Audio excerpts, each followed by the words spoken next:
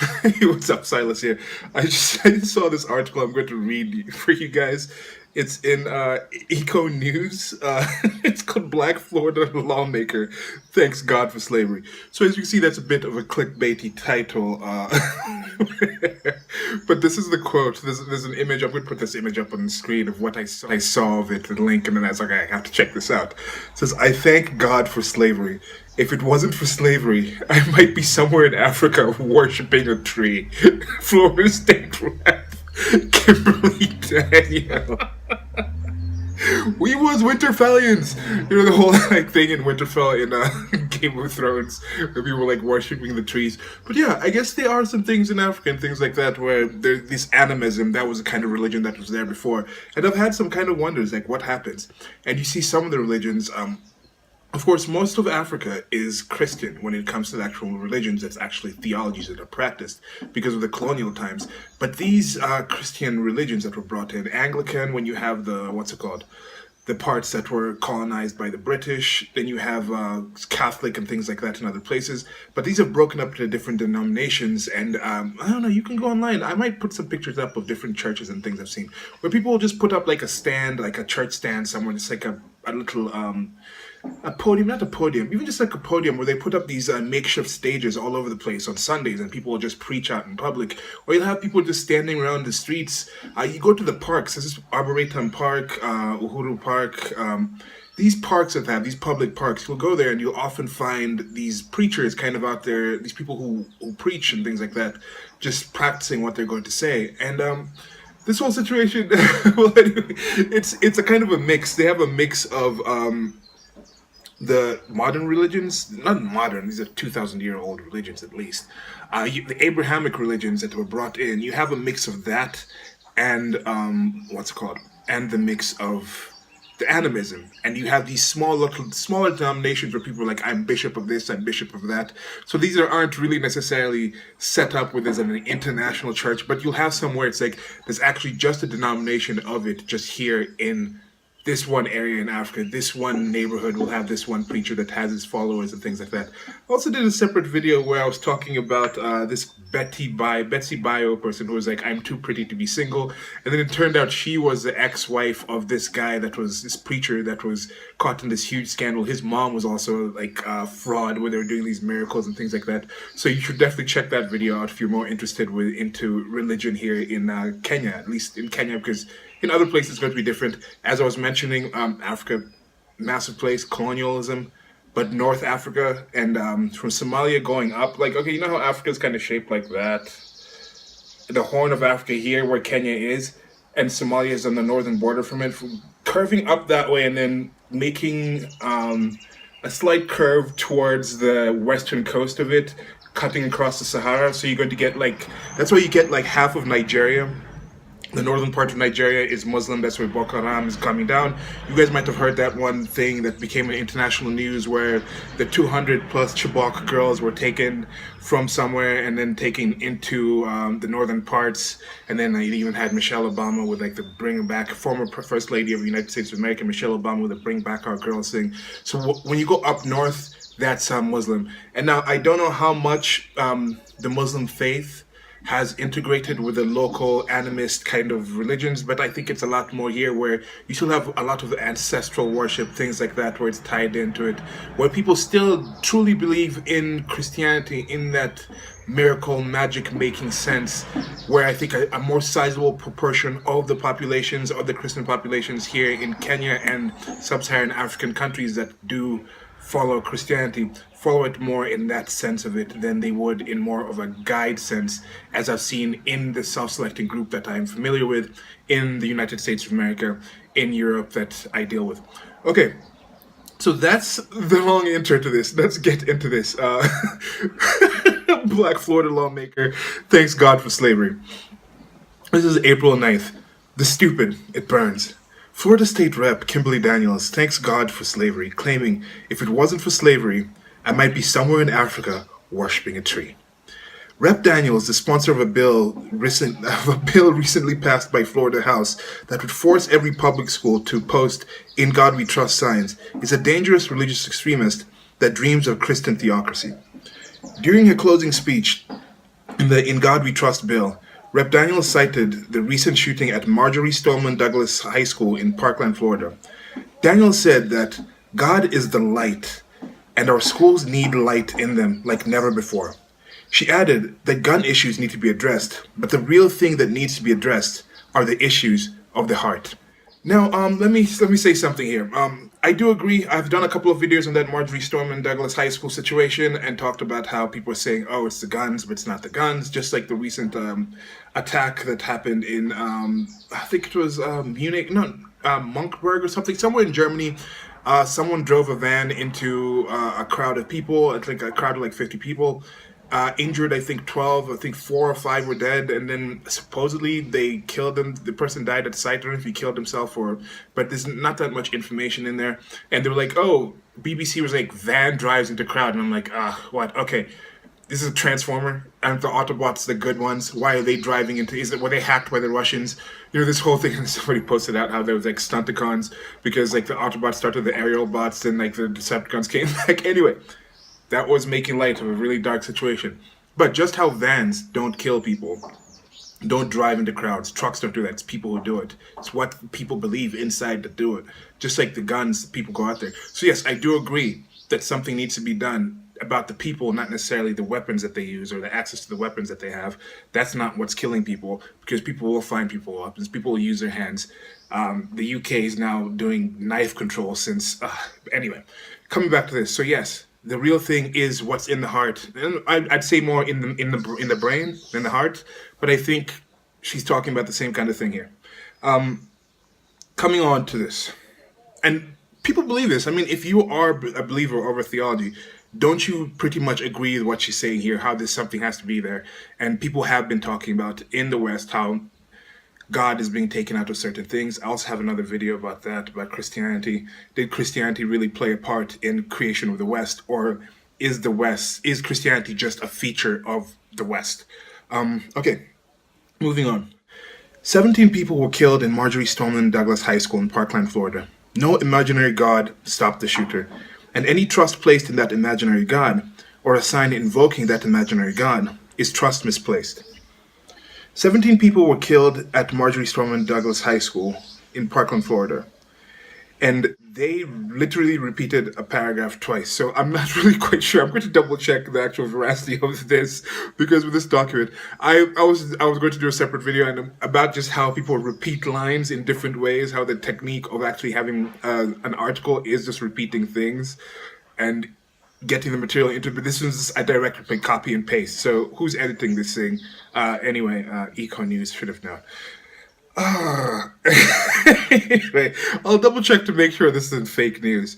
But in a Facebook post documenting Daniels's, even the Daniels is the way it's spelled here. It's like Daniels an apostrophe with an S. No, you just put the apostrophe when the name ends with S. Who is editing this? This might be fake. I'll double check to make sure that. But even if it's fake, even if this is fake, I'm still going to post this video up, because this whole sentiment is, I'll try to explain why I'm still going to post this up, even if this is a completely fake article about the fake thing that didn't even happen.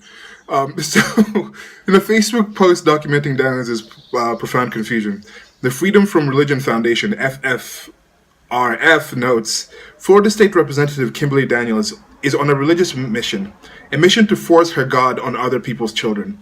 She's been completely open about this theocratic goal as she preaches, exorcises demons, and speaks in tongues. Indeed, Daniels is on a religious mission, and she shows no understanding or respect for secular values upon which the nation was founded. In fact, the confused Christian extremist even goes as far to thank God for slavery. In one jaw-dropping clip from the FFRF video, Daniels declares, "I thank God for slavery. If it wasn't for slavery, I might be somewhere in Africa worshiping a tree." Wow. In another clip from the FFRF video, Daniels proudly promotes anti-Semitic slurs while minimizing the Holocaust, proclaiming, You can talk about the Holocaust, but the Jews own everything." Okay. There's a video down here, so we'll check out this. video. There'll be a link below to it. But yeah, okay. So the speaking in tongues thing, that does happen. People do that. So I mean, when you see some, I see some African preachers doing that, and that is something that was involved in that one video I mentioned with that one African preacher that was caught to be a scam and things like that. He was caught doing this kind of speaking in tongues and healing people, but they went behind the scenes. It seemed too simple how somebody was just recording the stuff that he was doing and exposed him, and he just still came out and was like, yeah, this is actually what I'm doing. And I was like, Jesus. Jeebus, Jeebus, help me! Like, thinking the Simpsons episode with Homer, it was like, Jeebus. Anyway, I don't know if you guys remember. Does anyone remember that? Yeah. Okay, so back to this thing. So, he's saying, I thank God for slavery because it'd be somewhere in Africa worshiping a tree. As I mentioned, yes, there are some animist people who are still surviving, but I don't think it goes as far to like the Winterfellian type thing that up in the north, like worshiping those, like, what kind of trees were they called? I don't know what kind of trees they're called, but those white trees with like the face on them and like the reddish blood coming out of them. That was like the religion that was worshipped followed by many people in the northern parts of Westeros in Game of Thrones series, Song of Ice and Fire by George R.R. Martin. If you guys don't know about, most of you probably want to know about that. I know there's like a whole year where we're not going to have episodes of the show and people might forget it, but do you remember the days when that was like a yearly thing? I'm looking forward to the book coming out. I think the next book is supposed to come out of the series. Okay, I'm digressing. Apologies. Back to this. So I was talking about this slavery thing. You know, she's saying, yes, I'm thanking what happened to slavery, and I think she should be more specific and say the transatlantic slave trade, because if you're involved with the Arabic slave trade that went from like Eastern Africa, taking people from there, crossing across the Sahara with a 90% death rate in that transition, and then getting to the Middle East, and I think most of the males were, a lot of the males were castrated so they didn't reproduce, and a lot of the concubines that were taken to females, if you had kids with the local people, with the Arab people, then they would kill those kids in most cases. That's why you don't see a sizable population of people with Negro genes in the Middle East, because they were killed off. Yet you see on the transatlantic slave trade, yes, there was horrors going on in the whole slave trade, just the fact of owning people in and of itself. Even slavery in the best conditions is violation of, I think, morality, because you're owning a person. I don't think you can even sell yourself into slavery. I've had a video talking about that, about the whole like private property. Even if you own yourself, you can't necessarily sell yourself into slavery. By definition, slavery has a lack of choice of you not being able to just leave. Indentured servitude is not slavery. It's a different kind of situation. So you have this situation where they took people to the West, and a country like Brazil has, I think, the most sizable black population outside of Africa. And so black people did go out, Negro people did go out and thrive somewhat. You look at the United States of America, the Negro descendants there, they have, if they were put together as a group, their GDP, I think, is like 20th in the world. So it's higher than, I think, all African countries put together. So they are doing certain things a lot better than you would in Africa. But this whole idea that Africa is just this completely dangerous place where, like, yes, they're safer there. No, if you were living in, for example, Chicago last weekend, it was a lot more dangerous to be in a certain neighborhood in Chicago last weekend with a lot of black people there, where I think 12 people were shot in like 7 hours in one neighborhood. I think one person died after that, versus being pretty much anywhere I can think of in Kenya.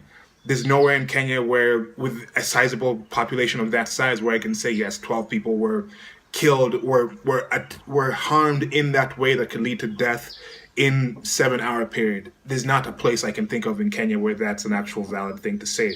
So now, would they still want to live here? No, I think they still would rather stay in the United States of America and have many other amenities where, if you are poor in the United States of America, you are probably living a life that is at least middle class in developing countries. The amount of amenities and things that you have access to, and of course also living in what is currently the world's only superpower, it's not a horrible situation. It's coming out from the horrible situation of slavery. If you had to pick a place to be involved with as a slave, which you can't really pick, going to the West and the transatlantic slave trade was was better. I mean, there's no other way I can really say this. But now here she's talking about, you can talk about the Holocaust. At least she's not saying it didn't happen at all, like some people say, but the Jews own everything. And this is kind of the same thing. She's kind of sticking, at least there's some kind of consistency there, sort of, where she's saying, yes, slavery was bad, but I thank him for it because after slavery, we end up living in the United States of America and having the things that we have. And just like here, I think it's kind of saying this here as well, where she's saying like, yes, you can talk about the Holocaust. Yes, that was horrible and happened. But after that, the Jewish community all around the world seems to have done pretty well by itself. And I don't think we can, okay, I'm not saying they own everything, but the Jewish community in general, they have higher IQs, average IQs. I think if you looked at the average income of Jewish community all around the world, I think they'd be pretty high there, however you want to define it. Israel, look, as young as the country of Israel is, I mean, I'm not counting like going back to the biblical Israel and thing like that, but the reestablishment of Israel, as young as it is, it's doing pretty well as a country compared to other countries that are that same age. And so there's some things there where she's talking about that. And this is kind of a thing I see here where I'm guessing this is an atheist type of person. It's Eco News, the front line for Earth liberation. So there's, I don't know, I'll check and see if this, but eco defense is one of the sections, health, natural living, politics, privacy policy. So I'm guessing there's probably some stuff in here about global warming and things like this. So they'll have certain things where they're like, look what she's saying about the Jews. Well, if you are this anti-religion, aren't you also going to be anti the Jews? Because the Jews are not, I mean, they don't go out and proselytize as much as I think other people do, but they still are people of faith. So she's saying this whole thing like, I'm going to take offense with these people who are believing these things, yet insulting somebody else's belief system. I'm going to defend these people's belief system. Stop it. Stop it. Either be on one side or the other. I mean, like, I know they're not all the same. And then I'm wondering how many of these articles in this are going to be talking about how a sizable group of Muslim immigrants to the West are actually bringing in things like Sharia law, are bringing in things where they want more, they want like food to be made in a certain way at schools. They want to adjust things and have their religious beliefs and their religious sensibilities applied into society. How much of that do they care for? And let's finish off, then I'm going to finish off with my last comments on this. Bottom line, Florida State Rep Kimberly Daniels is the sponsor of a bill that would force Florida public schools to post "In God We Trust" signs, is a dangerous Christian extremist who thanks God for slavery and claims that if it wasn't for slavery, I might be somewhere in Africa worshiping a tree. Yeah, this is the whole thing, just repeating things over and over again in articles. This is a common thing that happens. But my question towards Florida State Rep, this whole, or just other Christians who think, okay, America needs more Jesus and things like that. Here in Kenya, in public schools at least, and of course in Catholic private schools and religious private schools, religion is a big thing. There's a lot of, there's some issues happening in northern Kenya right now, which is, as I said, shares the border with Somalia, and there's a sizable Muslim population there. You're having schools being staffed by teachers from the central government, and these teachers are from different communities, so different religions, different tribes, and they're going up there and they're being targeted by people within those communities or Al-Shabaab militants who are Muslim fundamentalists coming in and saying, we don't want these people to teach our kids. There's things like madrasas and things like that where they want Islam back into the schools. This whole idea of wanting Christianity back into the schools. You have the Jewish communities, they want to send their kids to Jewish schools. This happens, this whole getting religion into schools. I don't necessarily think that's a panacea, that's a solve-all. It's not going to solve what you guys think is the issue. I think there's positive things from all religions. Let me not say all, I don't know all the religions, and there's some which is like the negative things in those religions are so poisonous that it doesn't make up for everything else. As I mentioned, like you can have a glass of cyanide, you can have a glass of water that is 99% H2O, but 1% cyanide, and that cyanide is enough to actually overcome that 99% of water, of H2O. So if that's kind of my understanding, there's some things where I'm like, okay, I get that. I get there's positive things in this religion, but I can also just drink this glass of just water. Why do I have to have the one that has the 1% of cyanide and risk that part actually poisoning me? So a lot of the positives that I see from religions, I think can be taught and achieved through other means. Now, the part here where she's talking about, I'm saying if you look at, okay, we need to have more religion in places.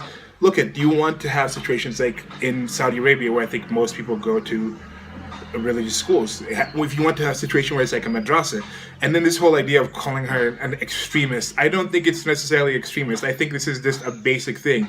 If you are a believer of a certain religion, you probably think that religion actually is positive for people. You want it to be positive for people out there, and you want to just have that in the communities and things like that. So yeah, let me know what you guys thought about this video. I'm gonna actually go in and check it out. Let's see. This is the video. I'm playing the video of she's actually a preacher too. So yeah. Well, there'll be a link to this. You guys can check this out yourselves. I'll leave that back there. And let me know what you guys think about this. Do you guys think Africa is that backward? We're still worshiping trees. But that happens everywhere. There's also like Wiccans, and there's also these people of like alternative religions and things like that, crystal worship and things like that in the United States of America and everywhere else. You don't necessarily need to come to Africa to do that. But anyway, this is a really funny article. Like, share, and subscribe. Links below to the merchandise store. There's a Patreon there if you want to help out the channel. And I'll be posting some more videos coming up this week. I have a few scripted ones that I think, more scripted, organized ones that I think are pretty interesting. Hopefully you guys like those. Goodbye. Footage that was playing was me taking a matatu back from the central business district to the Westlands area. Now, right by this bus stop, people sell different things on the ground. Different vendors sell different things, from clothing to utensils. And one was selling knives, like really sharp kitchen knives and things like that. And I was thinking how here in Nairobi, Kenya, people say, okay, Africa is so dangerous. But no one is just grabbing those knives and stabbing people. And then you have the place like in the United Kingdom, in London, where they're initiating a new like knife control program. So I think it's just an interesting parallel that I saw there.